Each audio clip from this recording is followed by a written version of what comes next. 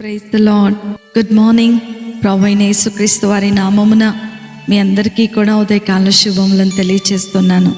అందరూ బాగున్నారా? దేవుని కృప మీ మీద నిలిచి ఉండును గాక. నా ప్రియమైన దేవుని బిడ్డలారా, యేసుతో అనుదిన ఆత్మీయ ప్రయాణం నాతో పాటు కొనసాగిస్తున్నటువంటి నా ఆత్మీయమైన సహోదరి సహోదరులందరికీ కూడా ప్రభు పేరట శుభములను తెలియచేస్తూ ఉన్నాను. ఈ ఉదయకాల సమయము దేవుని మాటలో మనలను ఆదరిస్తుండగా దేవుని స్తోత్రాలు చెల్లిద్దాం, దేవుణ్ణి స్తుతిద్దాం. హల్లెలూయా. నేటి దిన వాక్యము లూకా సువార్త 18వ అధ్యాయము 1వ వచనము. వారు విసుకక నిత్యము ప్రార్థన చేయుచుండవలెననుటకు ఆయన వారితో ఈ ఉపమానము చెప్పెను. హల్లెలూయా. నా ప్రియమైన దేవుని బిడ్డలారా, విసుకక నిత్యము ప్రార్థన చేయుచుండవలెను. ఈ ఉదయకాల సమయంలో మన ప్రార్థనకు జవాబు రావాలి అని అంటే మీరు మీ ఇంటి వారితో కలిసి ఏక మనసుతో విసుకక ప్రార్థించాలి. అప్పుడు దేవుడు నిశ్చయముగా మీ ప్రార్థనలకు జవాబునిస్తాడు. మీరు ఎంతో కాలము నుండి మీరు ప్రార్థిస్తున్నటువంటి అంశాలు, ఎన్నో సంవత్సరాలు కొన్ని కార్యాల నిమిత్తమై వేచి ఉంటూ జవాబు రాలేదని చింతించవచ్చును.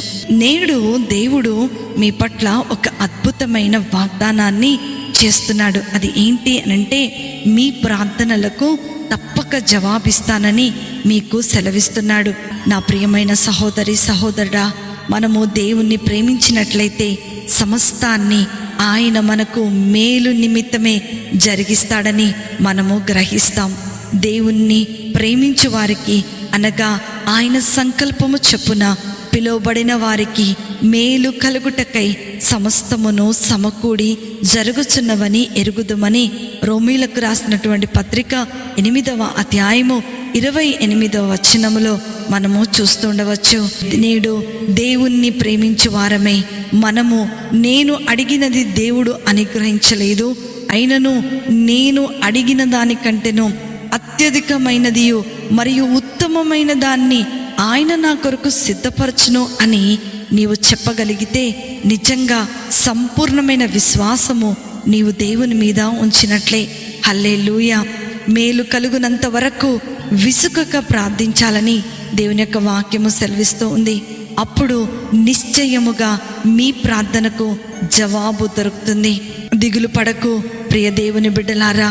చాలాసార్లు మనము వేచి చూస్తూ ఉంటాం, చాలాసార్లు మనం ప్రార్థిస్తూ ఉంటాం, కానీ మన ప్రార్థనకు జవాబు రానప్పుడు మన జీవితంలో నిరాశ, నిస్పృహలు, మరి ఎంతో వేదన, ఎంతో బాధ వచ్చి కూర్చుంటాయి.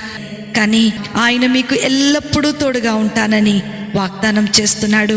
నేను నీతో చెప్పి ఉన్నాను, నీకు తోడై ఉన్నాను, భయపడకుము, నేను నీ దేవుడినై ఉన్నాను, దిగులు పడకుము, నేను నిన్ను బలపరుతును, నీకు సహాయము చేయవాడను నేనే, నీతి అను నా దక్షిణ హస్తముతో నిన్ను ఆదుకొని వాడను నేనే అని వాగ్దానము చేసినటువంటి దేవుడు, నమ్మదగిన దేవుడు ఈ ఉదయకాల సమయంలో నీతో మాట్లాడుతూ ఉన్నాడు.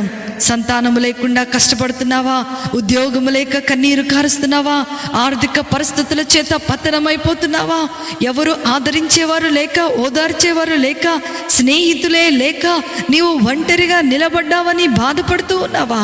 ప్రియ దేవుని బిడ్డ, దేవుడు నీకు వాగ్దానం చేస్తున్నాడు. భయపడకుమో, నేను నీ దేవుడనై ఉన్నాను, దిగులు పడకుమో, నేను నిన్ను బలపరుతును. వాగ్దానం ఎత్తిపట్టి ప్రార్థన చేయి, విశ్వాసాన్ని మాత్రం కోల్పోకు. విసుకక ప్రార్థన చేయి, నీ కార్యము సఫలమయ్యే వరకు ప్రార్థన చేయి. నిజముగా నీ కన్నీటి ప్రార్థనకు దేవుడు సమాధానం ఇవ్వబోతున్నాడు. నీ కన్నీరు ఆశీర్వాదకరమైనటువంటి జవాబుగా దేవుడు మార్చివేయబోతున్నాడు. నీ కన్నీరును సంతోషముగా ఆయన మార్చివేయబోతున్నాడు. అట్టి కృపా, ధన్యత, ఆశీర్వాదము, సంతోషము దేవుడు మీ అందరికీ కూడా అనుగ్రహించునుగాక. ఆమేన్. ప్రార్థన చేసుకుందామా? మమ్మలను మిక్కిలిగా ప్రేమించిన మా ప్రియ పరలోకపు తండ్రి యేసు స్వామి, మీకున్నతమైన ఘనమైన నామమును బట్టి మీకు వందనాలు. ప్రవ్వా, ఈ లోకములో మేము జీవించినంత కాలము నీ కృప కొరకు కనిపెట్టుకుని జీవించేలాగున మాకు శక్తిని అనుగ్రహించండి. నీ కృపను, మీ యొక్క దయను మా మీద ఎన్నటెన్నటికి నీ తొలగిపోనివ్వద్దు ప్రవ్వా. ఈ ఉదయకాల సమయంలో విన్న వాక్యము ప్రతి ఒక్కరి జీవితాలలోనైనా ఫలింప చేయమని నజరేయుడైన యేసుక్రీస్తును శక్తి కలిగిన నామములో అతి వినయముతో అడిగి వేడుకొనుచున్నాను తండ్రి. ఆమేన్, ఆమేన్, ఆమేన్.